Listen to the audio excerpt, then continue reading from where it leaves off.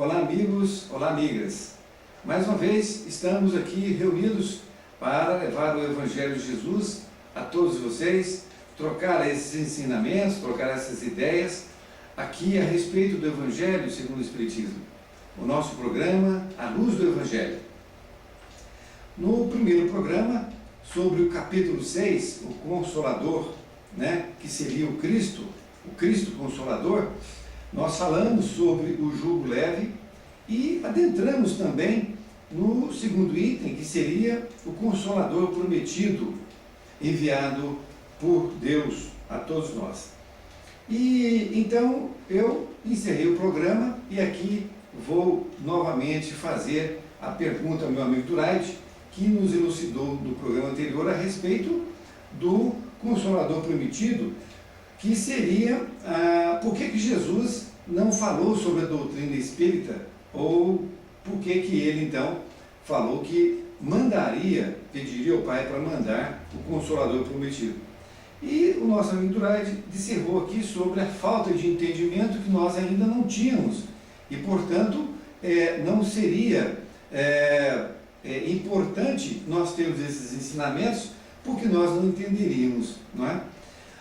E você acha também, meu querido amigo, que a deturpação que os homens fariam, não é? E Jesus sabia disso porque não deixou nada escrito, e mesmo que deixasse também, os homens, não tendo entendimento, começariam a deturpar os seus ensinamentos, ainda para querer prender o homem, como a maioria de nós fazíamos? Sem dúvida nenhuma. Jesus, conhecedor profundo da psique humana, claro, senão não seria um representante de Deus verdadeiramente na Terra, até confundido com o próprio Deus.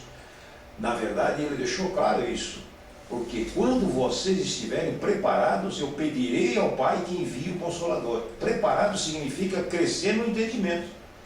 Se a doutrina dos Espíritos chegasse a 2000 anos atrás, vamos repetir novamente isso, nós não teríamos absorvido a doutrina espírita. Foi preciso que houvessem esses 2000 anos. Porém, em vendo que nesses 2000 anos a humanidade não cresceu o quanto deveria crescer em função da interferência de seres e criaturas, ainda que bem intencionadas, querendo nos carregar, querendo resolver o problema por nós, querendo servir de despachantes perante Deus das nossas dificuldades. Não haverá crescimento.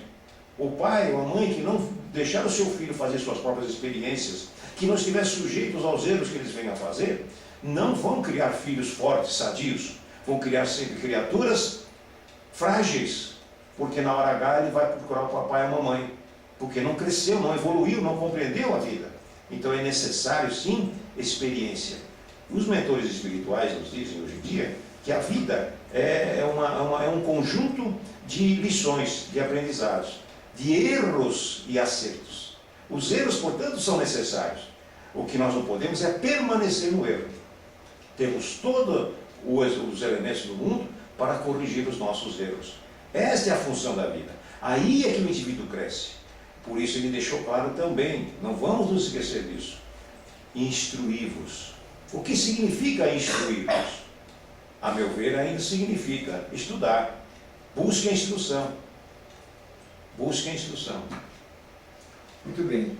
Você me fez lembrar aqui a questão da doutrina espírita, Então nós espíritas acreditamos que este Consolador que Jesus prometeu é a doutrina espírita, não é? É todo um conjunto de informações, de diversos espíritos, não é? E não só de um. Sem dúvida nenhuma, meu irmão, me perdoe.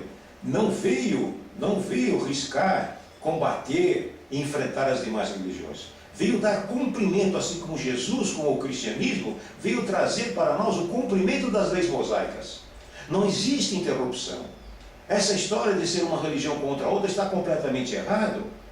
Dentro da verdadeira coisas dos homens, perfeitamente, não coisas divinas. Deus é o Pai de infinita misericórdia, nos vem trazendo as revelações de acordo com a evolução da humanidade. Por isso a reencarnação, a volta sempre à escola, Cada vez que eu chego, eu vou para uma outra sala de aula, dentro dessa escola maravilhosa que é a Terra. E vou cada vez aprendendo mais, mas não para condenar as demais que ficaram para trás da minha compreensão e evolução. mas para respeitá-las, entender que elas existem no lugar certo para servir aqueles que ainda necessitam daquele processo, que não entendem o que nós estamos falando aqui agora, que custam compreender o que nós estamos dizendo, assim como nós também, se pudéssemos ouvir outras conversas mais profundas, também iríamos ficar assustados. Mas o importante é, como dizia o nosso querido mestre amado Jesus, que ele dava graças. Nós vamos ver isso num capítulo futuro. Dava graças a Deus porque a sua revelação estava sendo feita aos homens simples, aos simples de espírito, que não eram os orgulhosos. Porque os orgulhosos não aceitam nem a existência de Deus, porque vê em Deus um antagonismo a si próprio. Tal o seu orgulho. Ele quer mostrar que ele fez porque ele foi capaz. E o homem humilde faz porque sabe que Deus é o Pai, é o Senhor da vida, é o dono de tudo e de todos. E nós somos apenas o usufrutuário daquilo que é divino. Muito interessante.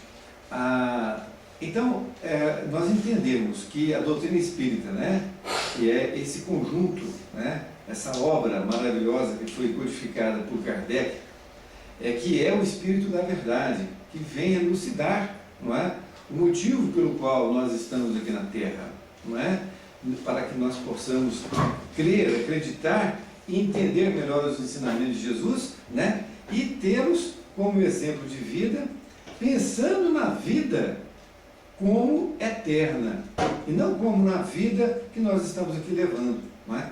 Porque o Espírito tem uma vida, e essa vida é eterna.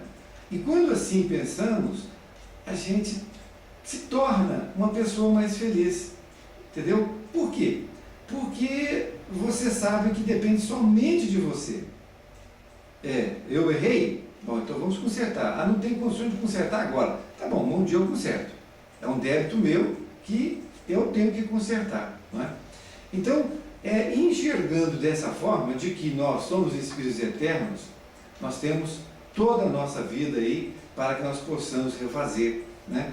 E você também colocou bem quando falou que nós não devemos persistir no erro. E realmente isso acontece devido à nossa ignorância. Ignoramos, né? Se possamos aqui também dizer, um pouco de orgulho, não é? Que é uma chaga tremenda, e aí a gente assume que está errado para nós, mas não para os outros. E aí a gente persiste no erro. E isso vai ocorrer o quê? Vai ocorrer que nós vamos, no futuro, muito próximo, enfrentarmos a nós mesmos, porque não é Deus que vai castigar, não é ninguém, não é Jesus. Nós vamos enfrentar nossa própria consciência, e aí nós vamos ver o tempo perdido. Que é isso? Eu perdi muito tempo, né? Eu sabia que estava errado, continuei no erro, o orgulho me foi maior, não, o orgulho meu, não é do outro, né? E eu não saí daquele erro, não fui na reparação. E agora eu vou sofrer, né? Vou ficar sofrendo.